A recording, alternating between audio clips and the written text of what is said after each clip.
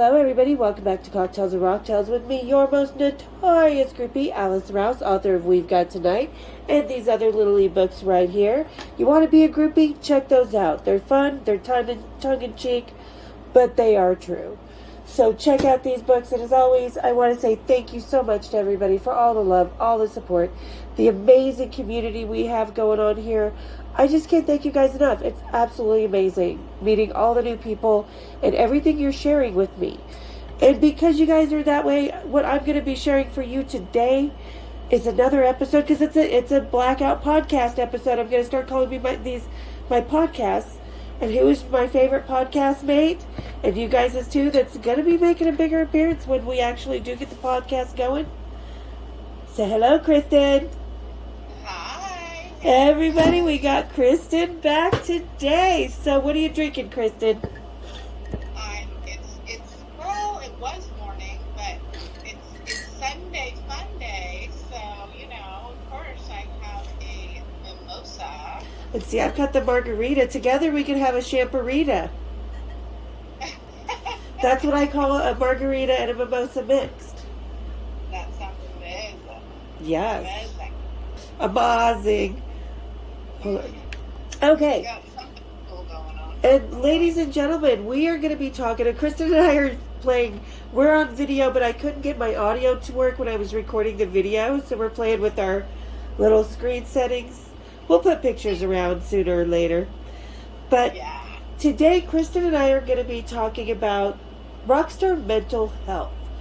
Because a lot of people think, rock stars, they're so confident, what's that with the puppies on your face? But they think they have it all together. And we know recently this year that James Hetfield had a breakdown on stage. And for me, that was kind of more, we both know James, that was more of a boo-hoo moment than it was an actual breakdown. That was a woe is me thing. Yeah. But so what's your take? Okay, we hung around in the 80s especially. Do you think rock stars had a stable more mental health back then, or do you think they have a more stable mental health these days? I definitely think that they probably have a little bit more stable mental health these days, only because I think mental health is a focus nowadays. I mean, it's okay now to say, hey, I need some help. I think back then, and even into the 70s and stuff, and when you're in the spotlight like that, you want to make everybody think that your life is perfect. It's all part of the fantasy. Yeah. But I like nowadays, because it's a lot more prevalent, and a lot of mental health is being drawn to the forefront every single day with all kinds of different things happening, so I think that they kind of feel more okay about saying, yeah, hey, I need some help. I mean, lately, how many musicians have canceled their whole entire tour because of, they're like, I need a mental health day or month. Well, yeah, no, exactly. Like when James Hetfield goes into rehab, they cancel the tour every single time. And we know why he went to rehab, and it wasn't for alcohol. We know that. Yes. But yeah, so I get what you're saying on that. And, one of the most recent issues that a lot of people don't realize was more of a mental drug breakdown. Remember when Joe Perry was playing with Hollywood vampires and had a heart attack, had to go to the hospital? Right. You know why? Because he was on so much cocaine, his heart almost exploded. And right. For me, that kind of falls into the mental health thing, that he cannot stay sober because the throngs of people, not the groupies, but the crowds, the fans, the people out in the arena are boosting them up and when you're on the road, you feel indestructible. Oh, for sure. And how do you think, because Kristen, a lot of people don't know, Kristen has, she's been a nurse, she's a massage therapist, she's studied a lot of different medical, so she's been around different mental health situations. Oh,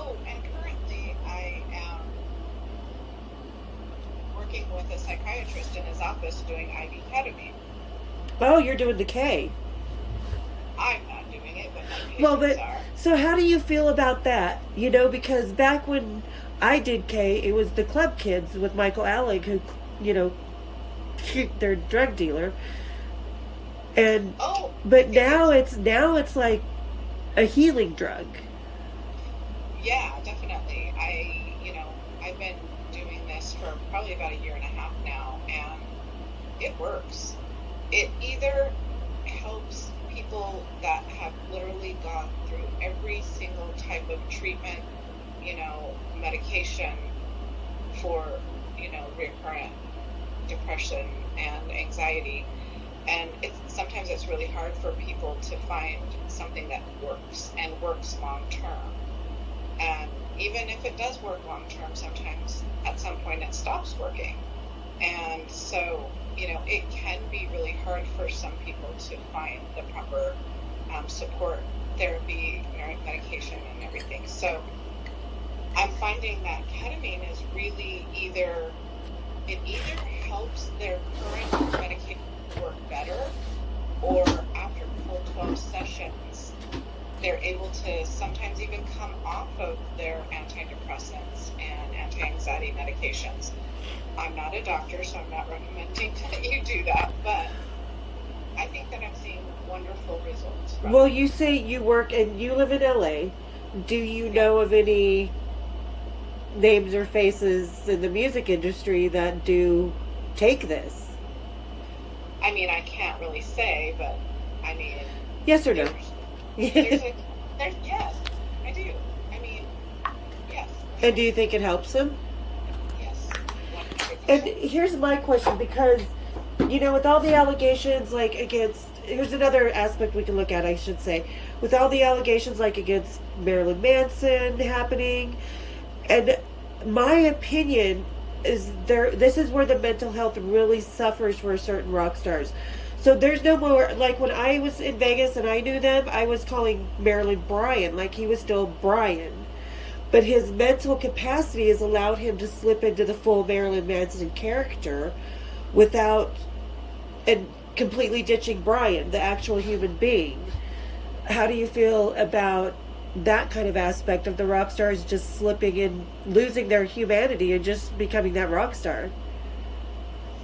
Well, I mean, they're either, really good actors, or they have multiple personality disorder, or maybe a little bit of both, I think Marilyn is embodying a character. I think his real self and his character are completely different, and I don't know, it's an alter ego, I think, for him, and I think he feels a lot more powerful as Marilyn, and that's why I think he's gotten into a little bit of trouble, because he seems to think that he's untouchable.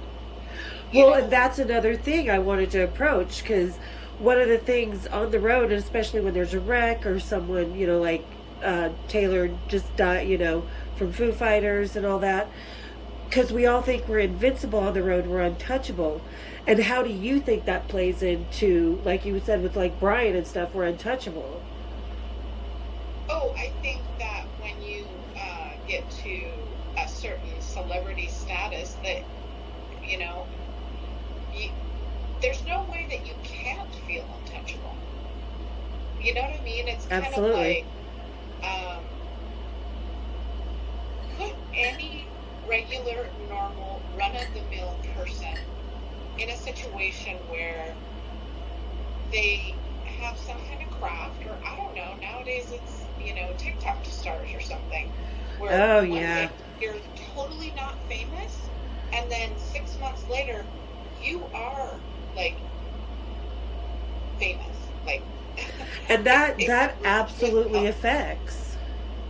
It comes with a lot of pressure, because, I mean, living in Los Angeles, you're only as good as your last job. No matter if you're a TikTok star, an actor, a musician, or what have you, you're only as good as your last job as far as the entertainment field. So, once you get that high of people just adoring you, it's like you're the most popular kid at the high school, you know? And it feeds it into that invincibility complex.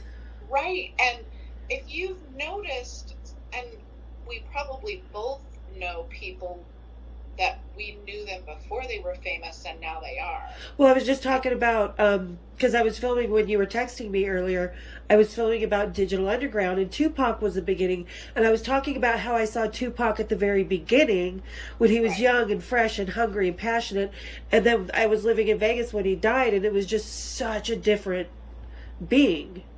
Oh, right. I agree. I think fame and fortune, or, you know, notoriety, if you will, changes a person. Oh, it fucked me up, but I had scandalous infamy. You hope that it doesn't. Like, for instance, I am in love with Harry Styles. And he's my new boyfriend. He used to be a baker. Oh, my son said he used to be a baker. Oh, hi, Jake. He can bake this anytime. Anyway, so his brand is kindness, right? I love that about him. Be kind to everybody. And I think, or I want to hope that that's true with him. Like, is that a brand? You know what? I personally don't think it is, because when he was still with the One Direction, they were in Salt Lake, and the day that they were playing Salt Lake, I was working at Macy's at the perfume counter, and their perfume was released, and I didn't realize I'd met him because they came in to see if their perfume had any sales with their tour manager, and I had no clue. I was like, yeah, we're selling some of it. Yeah, they're in town today. So, and for me, having met him briefly like that at the perfume counter, I've seen him grow and become more confident and more comfortable. And that, to me, is more of a rarity in the rock star mentality or mental stability. Well, with him, I kind of am not surprised because, like, it's not like he hasn't been famous before. So it's a role that he's used to. So he can more easily kind of, you know, move into that and still be a real person. But you and I have both known people that act a totally different way in front of their fans as opposed to behind closed doors. Like what are they really like? Absolutely. That's why I always say, you know, we don't date the rock stars on stage. We date the guys they are off stage. And there's definitely that mental switch that, you know, like we were talking with Brian or with so-and-so and so-and-so, that just doesn't get turned off. Like Alice Cooper is only Alice Cooper on stage. Right, exactly. And you have to kind of look at that as, you know, going back to Marilyn, is that he's probably just Marilyn on stage. But when he gets in trouble with women, I guess, what we've seen in the media, is maybe he's crossing it over a little too close sometimes. Where when he's feeling like Marilyn, he's probably feeling like, yeah, I can do anything I want. Yeah. And because I'm famous, all these women are going to say yes, and when they don't. Well, and see, here's the thing with Brian and all that trouble, is this is where I think he's really reverted to his Marilyn Manson character, and Brian's not there anymore, because when it comes to domination or S&M lifestyles, stuff like that, you have to have a complete trust. There's this, it's really more mental than it is a physical thing. And it's a complete trust, and you have to have an understanding and explanation. And I think the girls that were violated, there was no understanding, there was no explanation, there was no when to stop type of thing. Or like we were talking about how Joe Perry with the Hollywood Vampires, a lot of people think he's just old, had the heart attack. No, dude. Him and Johnny Depp were so coked up that night that, but why were they coked up? Because they feel indestructible, because they feel that's part of their persona. Because they've been doing it for 50 years. Right. You know, I mean, it's kind of like, I don't know if it's even an addiction anymore, as opposed to just like, I need a bump to get out of bed. I don't know. I mean, I don't want to... Well, do they need the bump to feed the rock star persona? Yeah, because obviously we know that cocaine makes people feel indestructible as well. Sorry. There's a few nights that just flashed into my head. It's a lifestyle for them. Doing cocaine is like a lifestyle, but Like in a bad way. in a bad way. Yes. I mean, it's not. I'm not even making that up. No, and I know you're not. And I think people really need to see. I mean, and for me, because I was watching Metallica, and I watch how the road crew treats them now as compared to like they were family and friends when we hung out with them. And everybody was just kicked back, everybody was equal. But now I watch them and it's like everybody's holding open doors, they got the flashlights, it's like they think they're the fucking kings of England or something. And that ego boost that's what I think that's what changed Metallica for me, was that ego started taking over. And that has come over time, Yeah. It's kind of like, back in the Garage Days album, they were still, like you say, hungry, and now that they're elevated to such a, and hey, I'm not saying that anybody that isn't at that stature doesn't deserve it. No, they earned it, but they just lost their egos. It affects their music, their mental, their egos, and thinking they're the gods, they're the biggest band in the world. For me, that affects their music negatively. There's no passion anymore.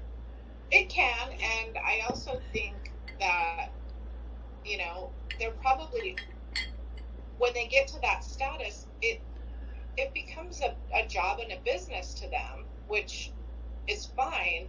But then some of, their not so passionate albums, if you will, come from that they're obligated to some kind of contract to make them. And so you can kind of hear it coming out where sometimes their material is forced because they know they're contractually obligated to another album or two. Yeah. So they have to write them, and they're on a timeline. So and that creates more mental stress on them, which again affects the music. Right, and it doesn't come out as as naturally as it should. Yeah. And I think that it kind of potentially, blocks their creativity when they are told that they have to do something, because that doesn't go with somebody on that, like, you have to do something. Yeah, no, I don't. Especially with rock star musicians, they're, I can only see your teeth now. They don't want to be told what to do. They're creative, they're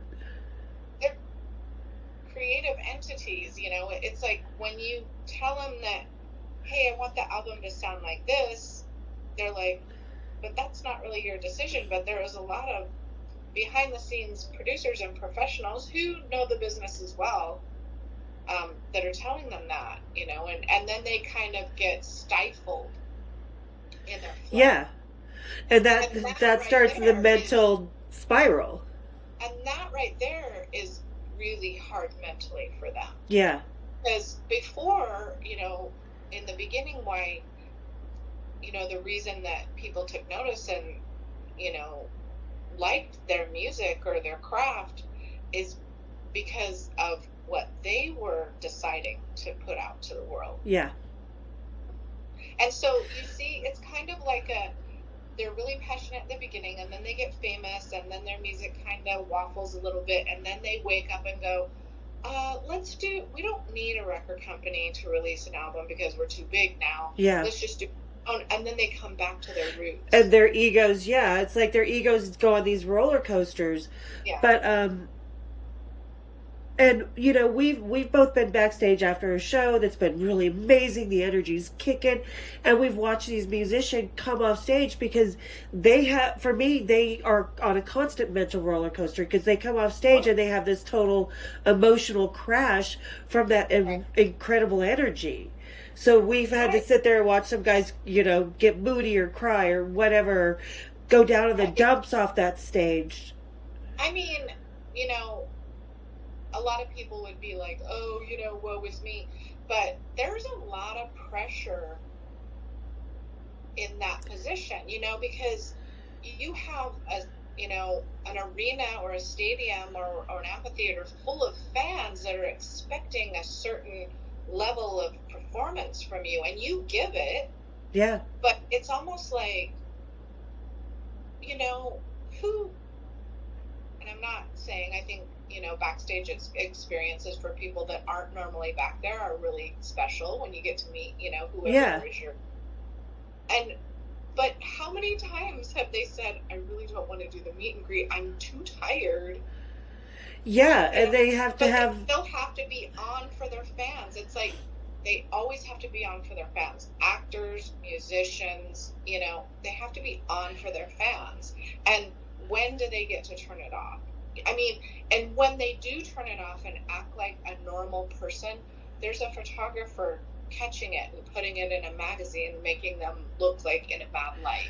Well, and I think that's one of the reasons, like, for me, groupies were so vital, because we didn't date the rock star. We kept that one foot on the ground.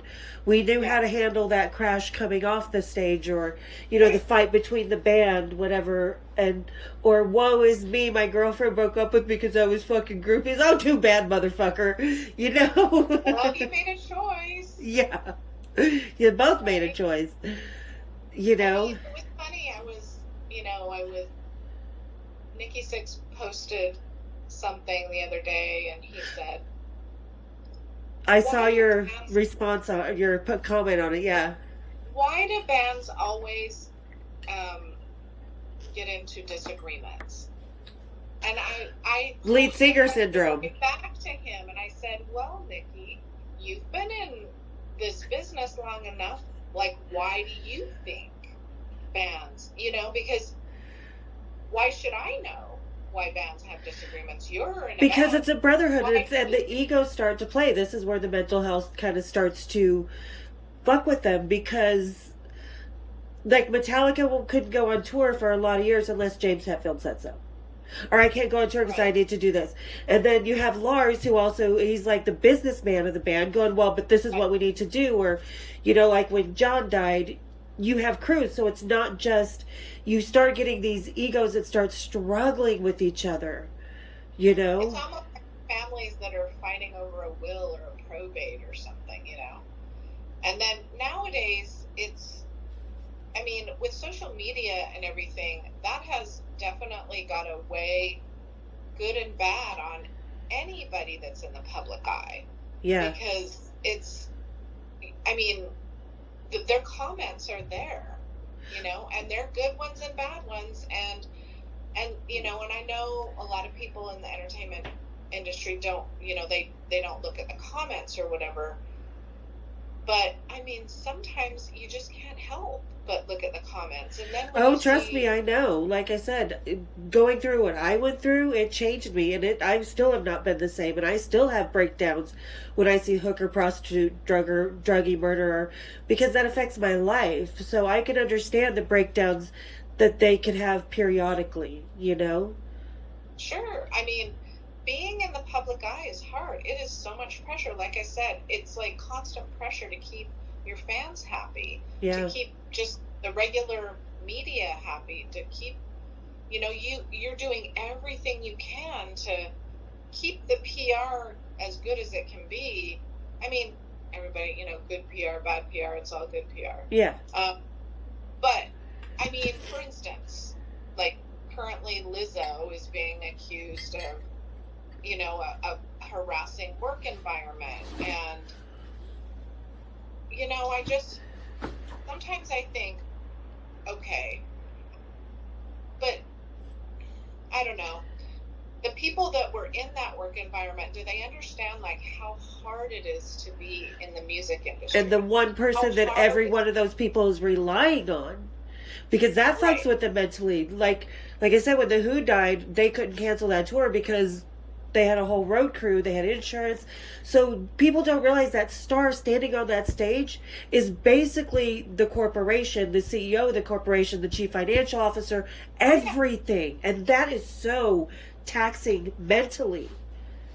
Yeah, they are the brand. Yeah. That it's the brand. Like I was saying before, like Harry's brand is kindness. And, just I think that's accept just Harry. I think he's probably one of the more mentally stable ones, actually. I think so too. Because he's I true to think so too. himself. But I think that Harry is like perfect in every single way. You So love him. you don't have to convince me. Anyway, no, I think that there are so many different aspects and layers to mental health being somebody that lives in the public eye. Well, and I think they all get, like, Lizzo got so big so fast because of TikTok famous, and so the ego just swelled super quickly, and now look, it's popped, you know, it's... Yeah, but my question is it true? Well, and that's what we know, because we've been behind the scenes. We know some false accusations that were made along the way. We know true things that were accused along the way. So I have the same skepticism as you do. I need to hear the whole story, you know, like the stuff that's going on with Robert Smith from The Cure. And this girl is, obviously she doesn't feel mentally, because she was just as young as we are. You know, and she's like, well, I met him in LA and I dated him for years and he groomed me. But did he? Right. You know, and this is nothing against, because Kristen and I are both strong women who stand behind women and victims, or, you know, we stand behind that completely. I do. For people that have really been violated, you know, so I'm not trying to cheapen anybody's experience, good or bad. Right. But at the same time, these are people that are in a position of power and finance. So, like I said, I would never, ever, you know, say not believe somebody. But I really want to hear both sides of the story. Same here. Because, I mean, some of the stuff she says about Robert Smith making her, he would bite carrots and spit them in their salad, and that's how he made their food. I mean, to me, I've met Robert Smith, he is kind of slovenly and flippant. But... He's English. But, you know, and what was the girl's mental stability when she started hanging out with them? Because you and I had different mental stability and different confidence and security in ourselves. Yes, for sure, 100%. You know? I mean, yeah, and then on top of it, like, who is... You know what? That goes away. Who's an opportunist? Exactly. They are out there. Oh, no, I totally agree. And that, again, that goes to part of the mental capacity. That goes to, you know, because you have to kind of always look over your shoulder who is an opportunist. So that's going to play on your brain. What you eating? And then, you know, that kind of parlays into another layer of that can play into the mental health is the people that you invite into your circle. As somebody in the public eye, are they there for authentic reasons, or are they just there to be part of your entourage? Exactly. Kind of yeah. Like MC Hammer lost all of his money because he had such a huge entourage of quote unquote friends who basically used him, that he was paying $1,000, $2,000 a week to. Exactly, and so that also makes you question the people that are around you. I mean, that's huge trust issues. Like, are they around me for me, or are they around me for what I can do or give to them? And you and I have both experienced that, people wanting to get backstage and stuff, you know? We've both experienced that several times. Right, so there's a huge mental health onion. There is, and I think mental health is something that, because they're rock stars, doesn't mean they have good mental health, you know? If anything, it can be more distorted than the average person's. Right, and what was their baseline coming in, you know? Exactly, like with James Hetfield, because he has such abandonment issues from his mom dying and his dad leaving and having to be raised. You know, he's never been faithful to anybody because he doesn't want to be alone and he's scared, and he spent years in therapy, and this is something he hasn't touched on yet, obviously, but... Well, and then, you know, the women wonder why he leaves, because it's like he's talking himself out of a good thing. Well, and then again, that insecurity, but then again, you have what we both know is, like I said earlier, lead singer syndrome. I'm going to leave them before they leave me. Yeah, or I'm a god, I can do what I want, I'm the lead singer, I'm the center of it all type of thing. You know, Yes. he was, because we know every band has Der Fuhrer, so to speak, the one that controls it, so he's got that whole other mental capacity of, I am the king of the forest. And not just James, but every band has that one person. Mm-hmm. We should go through the bands and say who that is. Judas Priest, Glenn Tipton. Yes. Kiss? Six. Oh, Nikki Sixx all the way. All the way. How about Kiss? Gene. Really? I think Gene in a certain way, but I think Paul lets Gene kind of take more control because he just doesn't want to deal with it. Paul is like the silent controller. Yeah. Yeah, exactly. Let's see. Who's it? U2.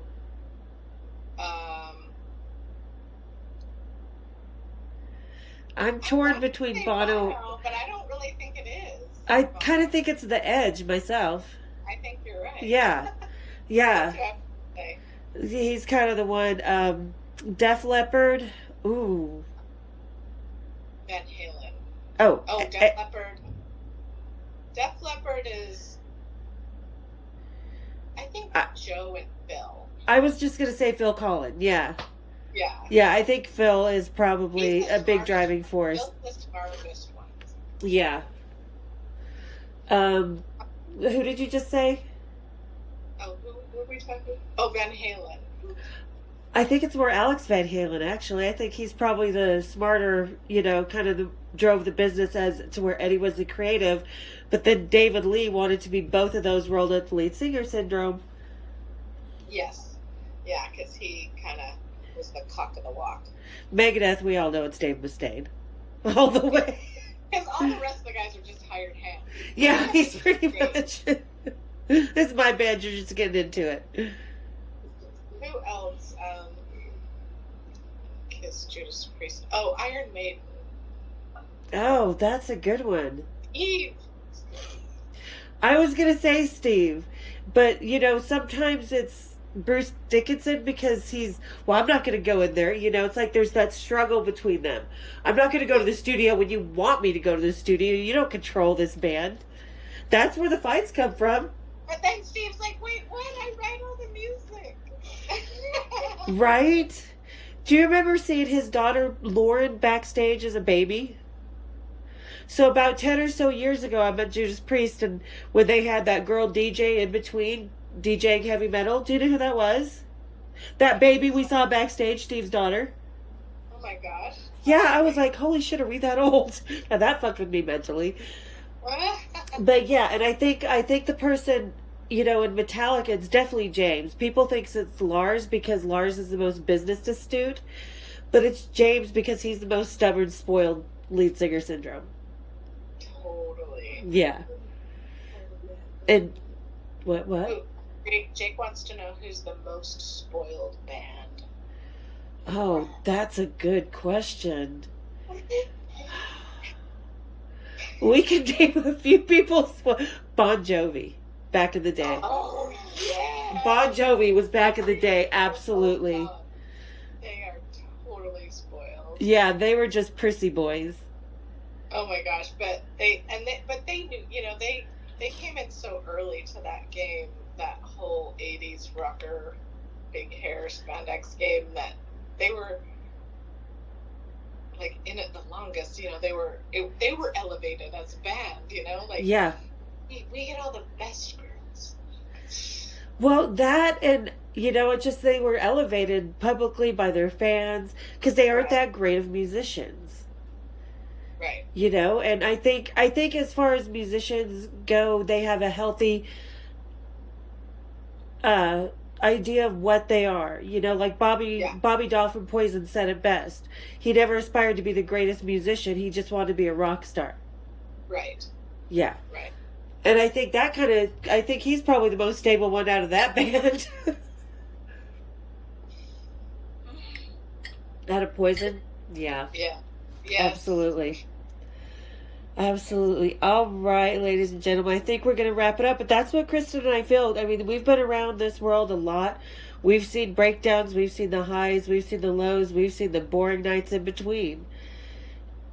And, Sure. you know, don't ever think because they're rock stars they have it all together. They don't. If anything, they don't. You have it more together than the rock stars. Yeah. I mean, look at some of the music they write, and that comes out of their head, you know? Right? That comes out of, exactly, that comes out of their emotion. And don't get us started about Marilyn Manson music. At the end of the day, everybody's human. Yeah. So, you know, even And though, that's what the groupies were for. yes, To remind know, you you're human. everybody is human, and so as a fan, you know, sometimes we've got to give these people that are in the public eye a little bit of a break to be human. It's okay Well, if they and there's fans that are crazy, you know, that one harasses me over James Hetfield, over Steve Jones, over, you know, men I haven't seen in ages. right. So be nice to the rock stars. Give them space to be human beings. Don't put your fantasy and expectations onto them. Let them be who At they the end are. of the day, it's their job. Yeah. And it's a job that they love, of course. And we want them to do it because they have obviously been given the talent and the motivation to see this job through. And, you know, what would we do without music? Exactly. And, you know, understand the crash they're going through day to day because they're going through mental struggles and even coming home off the road. We didn't even get into that aspect of, you know, mental stability. Oh, and then, yeah, because these people, they have families at home and they can't always take their families on the road. Well, and it's two different worlds, home on the road and at home. Right. So it's painful to be away from their kids and their wives and their families, you know, when they're on tour, sometimes a year, 2 years, a year for Again, why us road wives came in so handy because we kept them, gave them that stability that they needed. Right. Sure. So anyway, I digress. But no, like you said, 2 years, 3 years, yeah, you'd be on the road for that long. You see day after day after day a new city. You don't even know where the fuck you are anymore.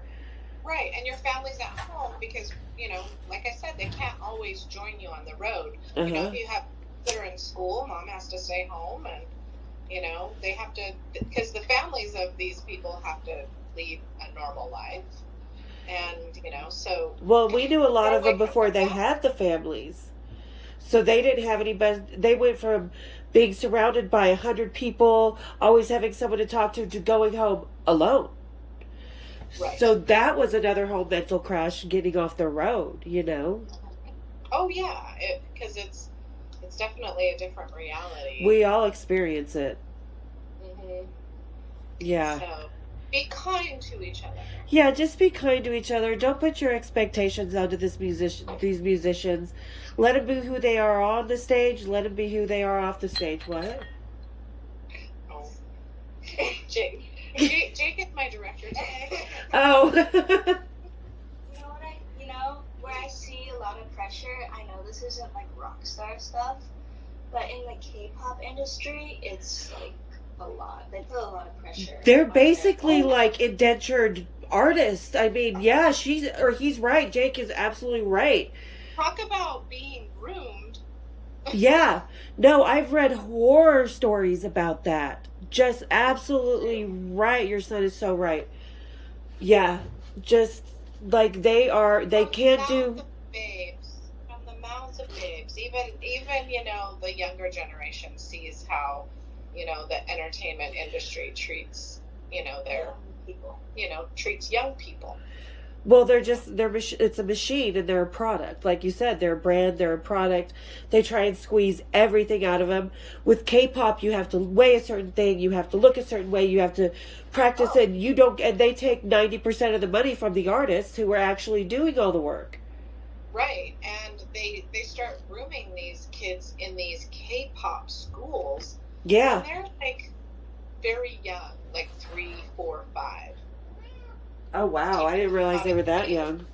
Oh, yeah. Well, You know, like they put them in these situations where they're training them to be singers, dancers.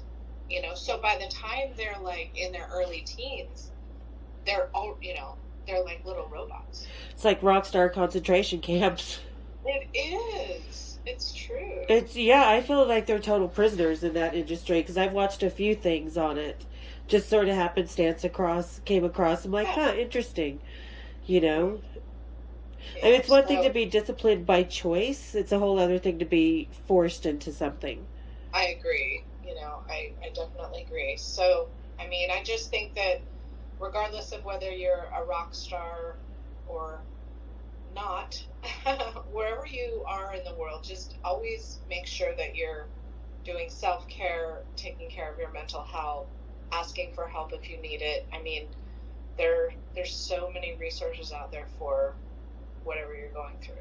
And just be true to yourself and let others be true to themselves. You know, we're all struggling enough with our own. I'm really hard on myself. You know, I have my own expectations. We're all struggling with that on our own. Rather than contributing to that, let's help alleviate each other and realize these rock stars, Right. just let them be human on stage, you know? Right. Let's just everybody just needs to lift everybody up. You never know what somebody's going through. Don't have so much expectations as on the rock stars themselves. Just go to the concerts knowing you're going to have a really great time, listen to some awesome music, vibe off some amazing energy, and then we're all going to go home and crash from it, you know? Yes, absolutely. Some of us used to crash in the hotel beds with the musicians, though. So, we took Jake to see Paramore a couple weeks ago. oh, how was that? They were so good. Really? Did you have something to say? And that's contributing. This is our silent contributor. What is it? Would you like to say, Jake? And also, like Haley Williams, like a few years ago, she went through like a really bad divorce. Oh, Wendy Williams, yeah. Yeah. And she like had to be vulnerable and be like, sorry, I'm not gonna do anything right now. Well, and I think she had so much expectations put on her that's what led to her breakdown and her alcoholism. And like we said, you know, Joe Perry just kind of got lost in his own rock star ego. And you have to remember, like, somebody like Haley Williams is at it since she was like 14. Yeah. 14, 15, you know, and on tour at 16. I mean, we understand what goes on backstage and all the substances that you're offered as a rock star. But we're also very aware of the pressure that the management, that the record company, that the PR, that the agents, everybody, and having to pay them and be pressured. Right. And so, you know, I don't know, you know, we get disappointed when, you know, people like, who wasn't that one kind of very Shawn Mendes, remember a couple years ago? Oh, yeah. He did one show of his tour and then canceled the rest. And he's like, I just need some self-care. Well, yeah, just like the last time James Hetfield went to rehab, if I use my fingers as quote-unquote, went to rehab, you know, a couple tours ago. It was before he announced his divorce. Mm-hmm. And I just wish he wouldn't lie about it, though, because for me, he's not healing. And that's what people need to do. They need to be honest in the reasons, the aspects, and the reality behind it to help heal. You can't heal without it. It's like saying you're going to rehab and going to AA while you're hitting the bar and having, you know, a light beer afterwards. You're taking your AA meeting at the bar. Yeah, exactly. It's just one beer. You know, I have to say though, it's really hard to be a sober rock star. It is, and I've talked about that in another episode, and I think you and I should cover that more on another one too, because can rock stars ever stay sober? And it goes with that mental health. Yeah, you know who we should actually try to interview? I mean, it would be a big get, is Nikki Sixx. I think we could get him. He... Hey, Salt Lake City, the elevator needs you. We should do the interview from that elevator. We should do the interview from the elevator. Well, you know, he 26 years. And Well, he's really sober. I you mean, know he who I really- know we could probably get? Steve Jones. He's been sober for 30. But why Yeah. is it that Joe Perry hasn't been sober like he tells people? Or same with Steven Tyler, who just had to go to rehab. And so on, so on, so on, you know. And we all know about the Johnny Depp and Amber Heard, you know, because we all saw that in the court. And Right. did Johnny Depp actually influence Joe Perry to fall off that wagon? See, yeah, this is a whole rabbit hole we can go down to with that aspect of it. But, you know, I think the point that I was trying to make, it's very hard to be a sober rock star because you do not know the amount of substances that are offered to you in a backstage setting, in a celebrity party setting. I mean, you know, there's tables lined with coke and bowls of pills and Well, so, these you know, days it's not so much out on the table as it is under the table, you know. I mean, it still exists for sure. yeah, but when you're amongst your peers, Yep.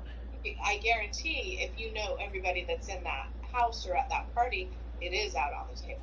Absolutely. Absolutely right. And so when you're sober and you're still participating in that environment, it's no wonder why so many people in the public eye get addicted, because it is in front of you and offered to you all the time. You know, it's just a constant. Whatever you want. And is it whatever- feeding their ego, or is it part of, you know, their mentality that, hey, I'm a rock star, I should be doing this, or I can do this? Or it's fun.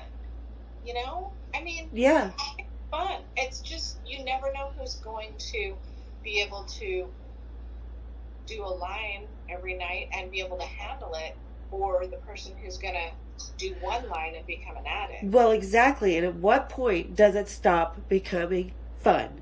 Not just the drugs, but the rock star. And I think that's where we should leave off, because we're going to leave them cliffhanging for our next There's a whole episode. other story. Because, ladies and gentlemen, I mean, you know, Kristen and I are trying to get the podcast going. We're both really super busy, so it's taking a minute, but it's going to be coming. It's going to absorb this channel soon enough. And yeah, I think that's our next episode right there. At what point does it stop being fun? Right. Yeah. Okay. All right. Well, everybody say hello. Say goodbye to Kristen. We will see her again, Vivi, soon. And don't forget to go down in that description, fiddle about, hit the share button, hit the like, hit my bells, hit Kristen's bells on the way down. They're big ones today. She got the big ones. I'm a push-up bra on. She does. It's like hitting her chin and shit. No kidding. Hey, you know, at least they still do hit my chin. Right? That's the good thing about having, you know, we both of us have natural tatas. And hers are bigger than mine, always have been. But you know what? They're small enough to always stay perky. Oh, Allison has a nice chest. Super sexy. Well, yeah, they're small but perky. I love that, though. They're friendly little people. No I'm kidding. They're awesome. She probably looks much better in tops than I do most of the time. No, I'm not too sure about that. These days, got a little extra something to stuff the side of the bra with. But all right, on that note, we're going to go stuff our bras like we were 12-year-olds. So everybody, we'll see you next time. Cheers, big ears. Happy Sunday, Monday.